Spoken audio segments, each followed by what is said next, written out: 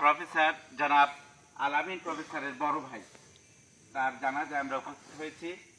এই রুহুল আমিন ভাই অত্যন্ত ভালো মানুষ, নমনীয় মানুষ ছিলেন, তবে উনি গ্রামে খুব কম আসতেন।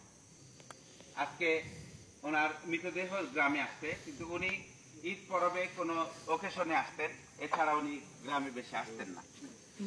তো হঠাৎই উনি রমজানি অসুস্থ হইলেন, স্ট্রোক করলেন। তারপরে হৃদরোগে ভর্তি করার পরে গত 15 তারিখ মনে হয় ওনার অ্যাঞ্জিওগ্রাফি ছিল না, তা স্যার গেছে আমাদের বলে, তারপরে আজকে উনি মারা গেলেন। তো যাক, আপনারা গ্রামবাসী, দেশবাসী, উনি এই দেশেরই সন্তান ছিলেন। এই আপনাদের কুলি মানুষ হয়েছে, তার বাড়ি ঢাকাতে, ওখানেই বাড়িঘর করছে, ওখানেই সন্তান সন্ততি নিয়ে অনেক ছিলেন। তো আপনাদের কাছে এটাই অনুরোধ, আমি মরহুমের পরিবারের পক্ষ থেকে আলামিন স্যার কথা বলবেন, এটাই বলবো যে বাস্তবতা এটাই যে আজকে দীর্ঘদিন উনি দেশে মানে এলাকার বাইরে ছিলেন, কিন্তু মৃতদেহটা কিন্তু দেশেই আসছে। তো আমাদের এটাই মাটির টানে, মাটির নারীর টানে এই মৃতদেহের দেহটা এখানেই আনবে।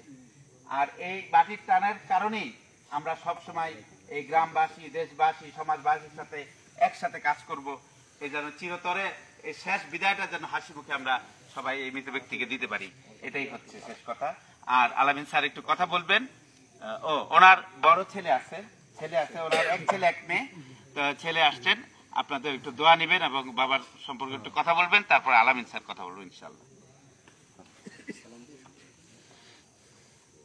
আসসালামু আলাইকুম রহমতুল্লাহি ওয়া বারাকাতুহু।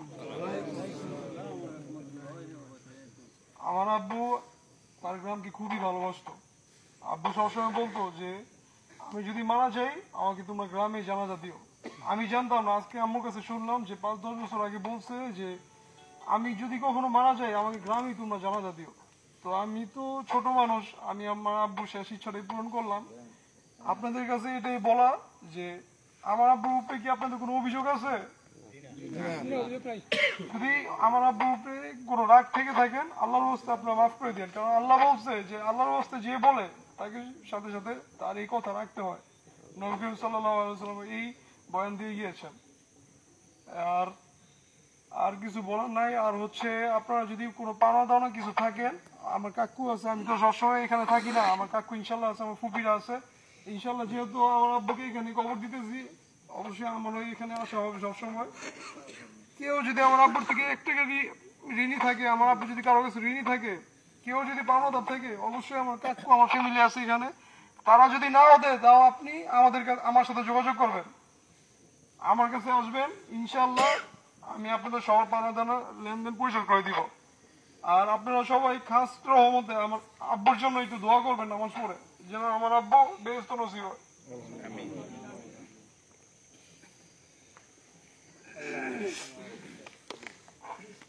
আসসালামু আলাইকুম। আসলে এত কষ্ট করে আসলে নিশ্চিন্তপুর বাসী আপনাদেরই একজন ভাই, আমার বড় ভাই, আসলে আমার বাবার সমতুল্য। বাবা যেটা করেছে ঠিক ভাইও তাই করেছে, কিন্তু আমি ছেলের ভাইকে করতে পারিনি। সুতরাং আপনাদের কাছে কামনা করব, আমার ভাই পারলে মানুষের উপকার করছে, কোনোদিন কারো অপকার করেনি, তার জন্য খাস নিয়তে দোয়া করবেন। আপনাদের কাছে এইটাই আমার দাবি। আর যদি পানা জানা থাকে, আমার ভাতিজা আছে, আমরা আছি, ইনশাল্লাহ আপনাদের পানা জানা থাকলে আমরা সেটা পূরণ করব। আপনাদের কষ্ট দিছি, আসলে আমরা সেই কাশীপুর সেখানে সবকিছু কার্য প্রথম জানাজা শেষ করে তারপরে এখানে আসছি। আমাদের যদি কোনো ভুল ত্রুটি থাকে, আমার পরিবারের পক্ষ থেকে সবসময় বলছি আপনাদের কাছে ক্ষমা চাই এবং ক্ষমা চাইব। আপনারা দোয়া করবেন যাতে আমার ভাতিজি যারা আছে বেঁচে, তারা যাতে সুস্থভাবে ভালোভাবে বাঁচতে পারে, এই কামনা করছি। ভালো থাকবেন। আসসালামু আলাইকুম।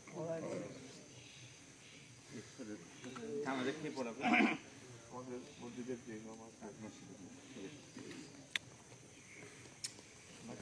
অংশগ্রহণ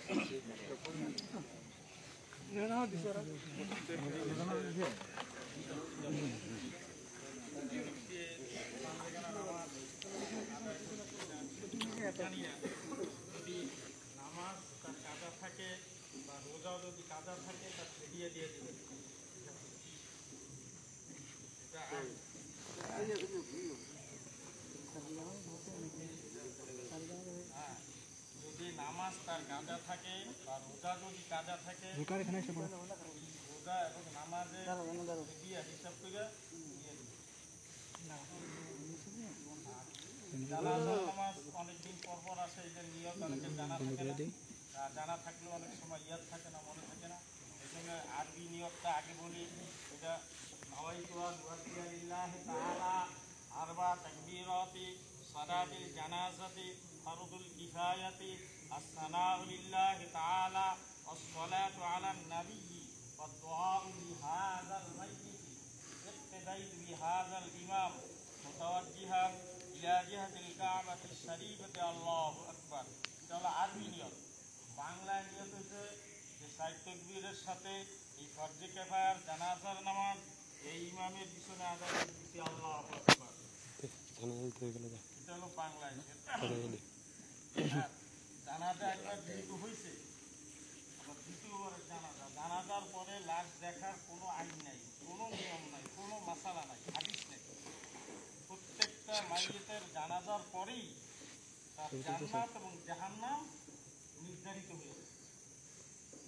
এই জন্যে জানাজার পরে এই মাইয়িতের মুখ দেখানো যায় ঠিক না, একবারে নিষেধ। কিন্তু দেখা যায় অনেক সময় অনেকে মানে না, কিন্তু মানাটাই উত্তম। আচ্ছা ঠিক আছে, তাহলে এখন জানাজা পড়া যায় না?